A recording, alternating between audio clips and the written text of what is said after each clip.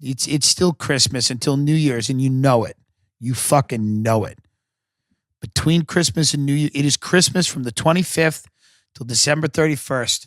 December 31st is another holiday. That's New Year's Eve, New Year's Day, which my parents used to have a great big party. We had filet mignon. My mother made cream spinach. We had peach Melba dessert. She'd buy a Sicilian pizza in Long Island, the fat square one, and cut it up and then put toothpicks in it. And everyone would think it's like pizza bites. It was really great. And we did that for many, many years. And then, of course, they decided they didn't love each other and they dissolved their marriage and as an affront to God. But New Year's Day is a great day for rest. And then, everybody starts working again. So you got 5 days from when this comes out to buy the Life in the Big City shirt. It comes from an episode of this podcast where I said life in the big city. And that's something that my mother's friend Dennis said. Dennis was an interesting guy. He lived in my house. He lived in a van in our driveway for a while. And he still dispensed a lot of advice while living in a van. Not that he didn't own the van, by the way. He lived in my mother's van. But he still would give advice. That's a special kind of person that while living in a van that he doesn't own, in the driveway of a house he doesn't own, still be able to give you advice. It's an interesting guy. And no matter what happened in his life, no matter how bad things got, his kids wouldn't talk to him, his friend died, whatever, he would just shrug and say life in the big city. And he would smoke Marlboro Reds and he would drink wine out of a Burger King cup. And he would just, this was the greatest year in the history of all years. The year was 1999. It was pre 9/11. Where were you in 99, Ben? I was 7 years old in Big Spring, Texas. Oh, God. Big Spring, Texas. Jesus Christ. I was in Long Island, New York. I believe I was 13, 14. I was born in 85, so 85 to 95, 95 to 99. I was about 14 years old. And it was 1999, and my mother was renting her house out. Dennis had one of the rooms, and he would just stare into the fire all day. He'd work all day, but he'd come home and he would stare into the fire, smoke Marlboro Reds. He would say life in the big city. He had a few different sayings. Some of them are not appropriate to say. Again, these are not sayings that I endorse. I did not say them. These are things that Dennis said.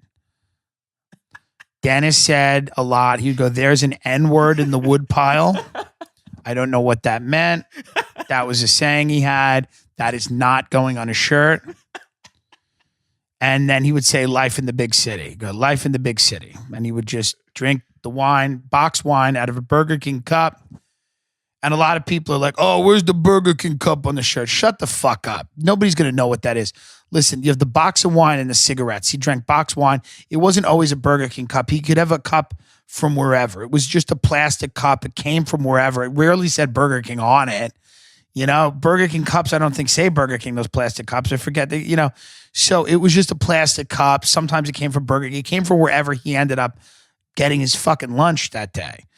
So it's a great shirt, but he would just say life in the big city. And I remember one of the best examples of it was when his kids tried to reach out to him after not speaking to him for 5 years. He answered the phone drunk and they hung up on him and they never called back. And my mother said, your kids tried to call you, but you were drunk.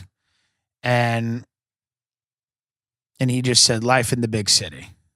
Great. He just went life in the big city. Life in the big. He called my mother the bear. She was a big woman. He would go, the bear.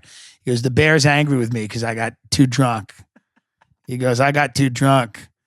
He goes, to talk to my shit kids. He goes, the bear's angry. And he would just smoke a Marlboro Red. And I would just sit down. I would smoke a Marlboro Red next to him. My friend Shay would be there. Shay would smoke a Marlboro Red. Then we'd eat baked clams. And Dennis would say the N-word. And it's not... it's not like he didn't really say it hatefully. I'm not defending him. He's a character. The shirt is not a endorsement of his views, even though he wasn't that racist. I think that's the way to say that. He wasn't that racist. you know, if you need, go get a potato and put a Marlboro Light in its mouth and watch that, and then press play on your phone.